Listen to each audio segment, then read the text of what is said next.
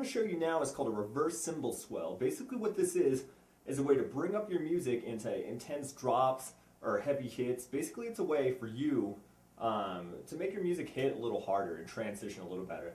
So I pulled up a kind of basic little pre-production song I did with one of my friends. It's to a crappy little beat machine, just nothing serious, just kind of writing it. But yeah, I got this part right here I'm thinking about, cymbal swell. Let's go ahead and play that back. There we go. So if you listen to that, it's kind of a rough, rough transition. Let's play that again.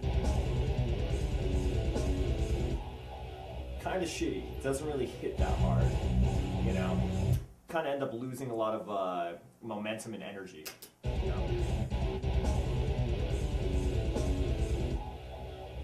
Kind of shitty. So what I'm going to do is first, we're using Pro Tools. You can do this on Mac, PC, of course. You probably already know that. There's tons of other software programs that you can use that actually, have the same basis of recording as far as digital recording. So first thing I'm going to do, and in most of these programs it'll have it, you go to File or whatever it has, but it usually has an option to import audio. So basically what I'm going to do is click Import Audio, and then I'm going to bring a cymbal, basically a crash of sorts. So what I did was I store all my stuff kind of in my Fruity Loops folder. It's just easier to organize all my samples, on my PC. So let's see, where did I put that? Okay, plugins.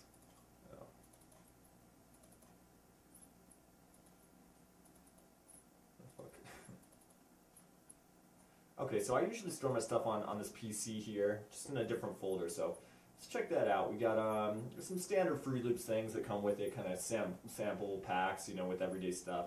I got a couple extra things with, literally, thousands of, ridiculous samples, but what I'll do is I'm just going to import kind of a standard, little cymbal hit, like a crash. Let's see what this sounds like. Oh yeah, nice. It's not playing back.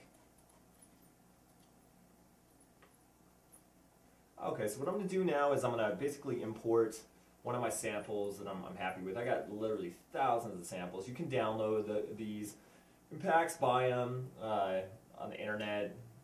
A lot of them come free with sample type programs. So basically, I'll just go to my drum thing. I got a ton of stuff here. Let me find kind of a crash that's decent.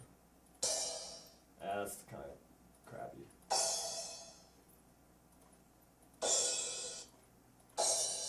Let's go with this mid one. Might as well. So I'm going to add that little mid hit, and then basically I'm going to import also a sub hit, just so I can mess around with it a little bit, show you guys a little bit of what I got going on. So I store my sub hit that I'm actually real happy with. It's huge.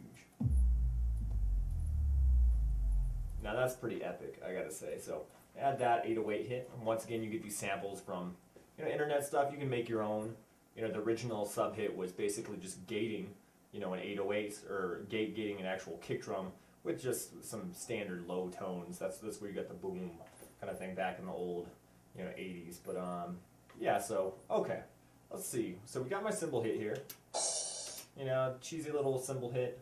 So what I'm gonna do is you have a plugin. Most things. I can't think of one program that doesn't really have a reverse kind of thing. So what I'm going to do is I highlight this because it's not going to be a real-time, analog processor. And then basically all I'm doing is really just reversing it. So now we got, pretty epic. It's real easy to do. So now what I'll do is I'll find that spot. Let's see, I'm going to mute this channel. Get rid of this. Don't need that anymore. Where was that? So it's back here a little bit. Yeah, right there. That's a shitty little drop off. So what I'm gonna do is match this up with the ends. Kind of looks, it looks pretty evened out there. You can zoom in real close if you need to. Maybe cut it off a little bit. If you hear that little click, you can do, basic little fade on the edge. Or a quick little key is actually to highlight it. Control F, just fade. Pro Tools. But okay, so basically we line this up here, and then see what that sounds like. Cool. So I mean, it fades a little bit. It's a little too loud. I'm going to turn that down a little bit. Yeah, that's pretty solid. So yeah, I got my 808 hit in there. It accidentally even kind of fell on the right spot almost. Um, so let's go ahead and drag this up. So now I got that 808 swell, that huge one that I brought in. So basically you got your fade in, your cymbal right here, and then you got your huge 808 hit. So let's see how that transition sounds now.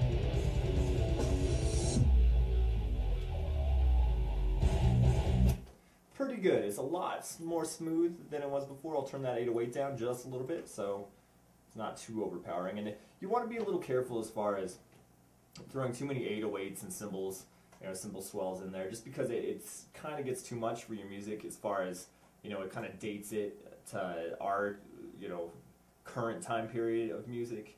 I mean, just like the 80s, if you ever listen to that 80s kind of cheesy keyboard synth thing, you can definitely tell that among drum sets with epic toms, with that epic, Guns N' Roses style, tom reverb. So try not to use too much, but definitely good for a part like this.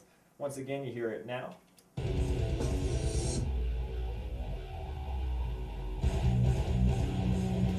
And then without.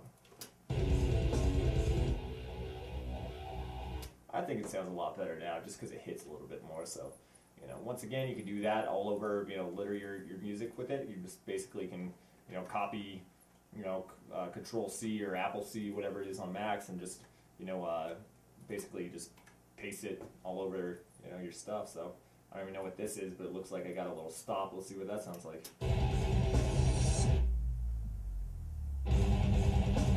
Yeah, so I mean, you could literally throw this anywhere and start spicing up your stuff, make it a little, smoother. It's always good for, a spot you don't have a perfect tom fill, stuff like that on it, where you want to tie it, together better, so it sounds like you guys are tighter as a band, or the album sounds tighter, but you don't want another fill there. It's always good to kind of have something like that. So this is basically how you do reverse cymbal swells and 808 hits.